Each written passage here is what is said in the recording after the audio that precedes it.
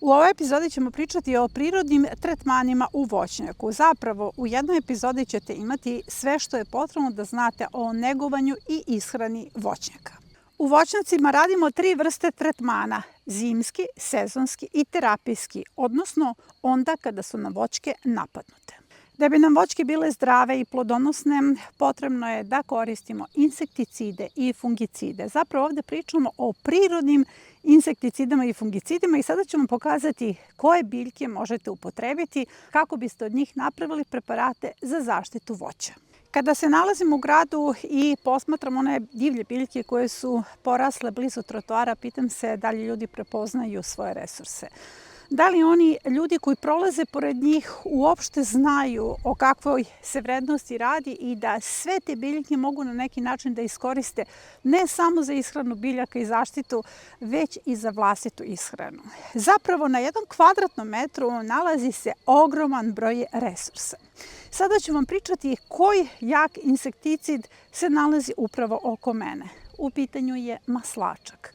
Insekticidi koji se koriste za zaštitu voća i koji su zaista funkcionalni prave se od gorkog pelina, maslačka, ako ste na primorju možete da upotrebite lovorov list. Upravo iza mene nalazi se nalazište najjačeg fungicida za zaštitu voća, u pitanju je preslica. Dakle, sve vrste preslica možete da iskoristite, ona u sebi sadrži silicijum, silicijum je jak fungicid i ono što je velika prednost kod prirodnih preparata jeste što dok prskate svoje voće, vi ujedno i prskate sebe, odnosno udišete sve te spojeve i na taj način možete da radite terapijski efekat i na sebe. Zapravo, kada koristite hemijske preparate, morate da upotrebite full opremu za zaštitu, maska, odelo, sve ono što je potrebno kako ti otrovi koje koristite ne bi doprali na vašu kožu, usta, oči, nos. Ali kada su u pitanju prirodni preparati, bez problema možete da hodate voćnjakom i da prskate i to je velika prednost. Ali nije samo preslica najjači fungicid. Na ovoj gredici se nalaze još 2 jako efikasna fungicida, u pitanju su pirevina i mrtva kopriva. Zapravo to su vam besplatni preparati. Dođete, uberete, napravite, prskate svoje voćke i zaista ne osjećate nekakvu grižu savesti prema prirodi, a i prema sebi, zato što koristite potpuno prirodne preparate, a ne nekakva hemijska sredstva. Još jedan vrlo jak fungicid je bršljan. Svi poznajete bršljan, nalazi se svuda oko nas. Zapravo, kao što možete da čujete, bršljan i pirevina su već 2 resursa sa kojima najozbiljnije ratuju svi. Pokušavaju da ih iskorene iz svojih voćnjaka i iz svoje bašte. A zapravo, kao što ste sad mogli da čujete, oni su jaki fungicidi i mogu da vam pomognu da spasite svoj voćnjak od velikih problema.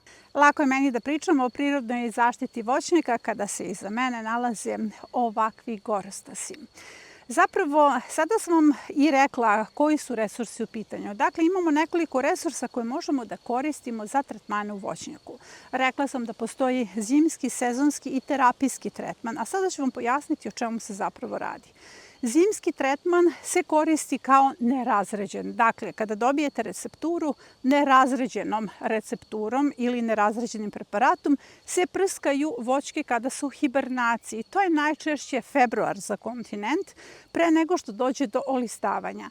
Prskamo nerazređenom tečnošću 3 dana zaredom. Kada je u pitanju sezonski tretman, on se radi od olistavanja do plodova i to na 15 dana. Ovo su prirodni preparati, nisu magični resursi. Jako je važno da znate da oni osim zaštite i hrane naše biljke folijarno i tada se radi razređenje. Za svaku recepturu postoji određeno razređenje. Kada je u pitanju terapijski tretman, to radimo onda kada vidimo da su voćke iznenada napadnute. Radi se 3 dana zaredom i jako je važna i dohrana naših voćaka. O dohrani ću posebno pričati. Ono što morate svi dobro da zapamtite, voće se ne tretira kada je u cvetu. Jedino tada, a nakon toga kada formira plodove, možete da nastavite sa tretmanima. Sezonski tretman ide jednom u 15 dana. Prvi preparat je gorki pelin. Gorki pelin možete da uzgojite u svojoj bašti, da koristite u svežem stanju, a možete da kupite u bilo kojoj biljnoj apoteci i kupujete suvi gorki pelin. Potrebno vam je kilogram svežeg gorkog pelina ili 150 grama suvog, odnosno onog čaja, koje ćete potopiti u 10 litara vode i to ostavite preko noći da odstoji. Sutradan kuvate pola sata, poklopite i kada se ohladi procedite, dobijete 10 litara tečnosti. Ukoliko ispari voda, dodajte da dobijete 10 litara tečnosti i koristi se nerazređeno u zimskom tretmanu, a kada je u pitanju sezonski ili terapijski tretman, 1:3 sa vodom u tom razređenju. Maslačak je resurs koji svi imamo. 400 grama lista maslačka staviti u 3,5 litre vode, kuvati 10 minuta, kada se ohladi procedi se i koristi se nerazređeno, bilo za zimski, bilo za sezonski ili terapijski tretman. Kada je u pitanju lovor, 40 listova lovora staviti u 2 litre vode, kuvati nekih 20 minuta i nakon toga kada se ohladi procedi se, razredi 1:2 sa vodom. A kada su u pitanju svi resursi fungicidi, receptura je ista, bez obzira da li je u pitanju preslica, pirevina, mrtva kopriva ili bršljan. Kilogram sveže biljke ili 150 grama suve stavite u 10 litara vode, ostavite preko noći da odstoji, sutradan kuvate tako da vri pola sata, poklopite, kada se ohladi procedite, treba da dobijete 10 litara tečnosti, pa ako ispari voda dodate malo vode i nakon toga razvlažujete 1:5 sa vodom za sezonski i terapijski tretman, a kod zimskog tretmana naravno koristi se nerazređeno. Ovde pričamo o tretmanu prirodnim insekticidom i fungicidom, ali to ne moraju da budu dva odvojena tretmana. Kod zimskog tretmana obavezno ih spojite i imate jedno prskanje. Čak ih možete iskuvati zajedno zato što nema razblaženja. Kod sezonskog tretmana je potrebno da ih odvojeno skuvate, razblažite po njihovoj recepturi i onda spojite 5 litara jednog, 5 litara drugog, dakle prirodnog insekticida i prirodnog fungicida u jednu prskalicu, na primjer od 10 litara i onda jednim tretmanom radite zapravo i tretman prirodnim insekticidom i prirodnim fungicidom.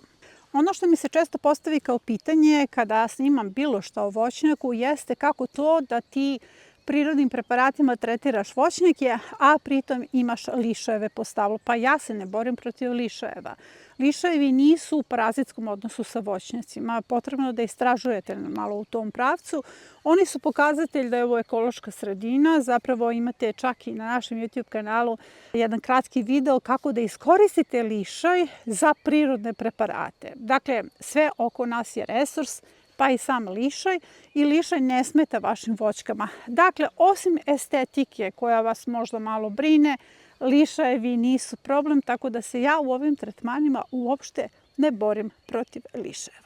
Kada su u pitanju prirodni tretmani na voćnjaku, oni su ujedno povezani i sa prirodnom ishranom. Da li znate da vaše voćnjake možete vrlo jednostavno da hranite tekućim biljnim đubrivima? Zapravo postoji jedna biljka, zapravo dve divlje biljke, koje često istrebljujete iz svojih bašti, a koje su ključne za ishranu vašeg voćnjaka. U pitanju su ambrozija i pirevina.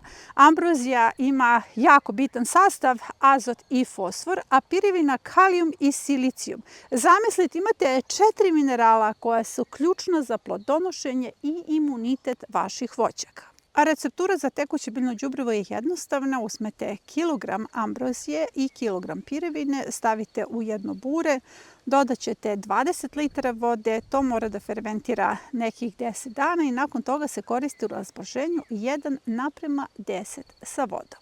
A sada ćete mi sigurno postaviti pitanje kako da upotrebite tekuće biljno đubrivo kada je u pitanju ishrana voćnjaka. Ako imate sisteme za navodnjavanje, vrlo često voćnjaci imaju taj sistem kap po kap, možete u sistem da ubacite tekuće biljno đubrivo, ali ako nemate, to nije nikakav problem, zato što je potrebno da pronađete 3 tačke u širini krošnje. Dakle, voćnjak se uvek đubri u širini krošnje. Evo, na primjer, ova moja voćka njena širina krošnje je ovde. Ja ću pronaći 3 tačke, jedna će biti ovde, jedna će biti bočno, jedna će biti iza, nije bitno koje tačke, ali neka budu udaljene i tu će se sipati određena litraža, zato što u zavisnosti od starosti voćkama treba određena količina tekućeg biljnog đubriva. Ako je voćka do 5 godina stara, potrebno je 6 litara tekućeg biljnog đubriva. Prema tome svaka tačka po 2 litre. Ako je između 5 do 8 godina, 12 litara, znači svaka tačka po 4 litre, a ako je stariji od 8 godina, 30 litara, u svaku tačku ćete staviti po jednu kantu od 10 litara i to će biti sasvim dovoljno. Priroda nam je dala lek za svaku biljku, svaku boljku i hranu i za nas i za naše biljke. Samo je potrebno da prepoznamo svoje resurse. Zapravo, potrebno je da ispred sebe stavimo cilj. Šta želimo od svog voćnjaka, šta želimo od svoje bašte i šta na kraju krajeva želimo od svog života. Svi moji voćnjaci, a vi vidite samo jedan delić onoga što je blizu bašte, nikada nisu dobili bilo šta osim prirodnog preparata. I zaista živim u izobilju i plodovi su i voćke potpuno zdravi. Nadam se da vam je ova epizoda bila korisna i nadam se da ćete podeliti sa svojim prijateljima. Do naredne epizode vas pozdravljam.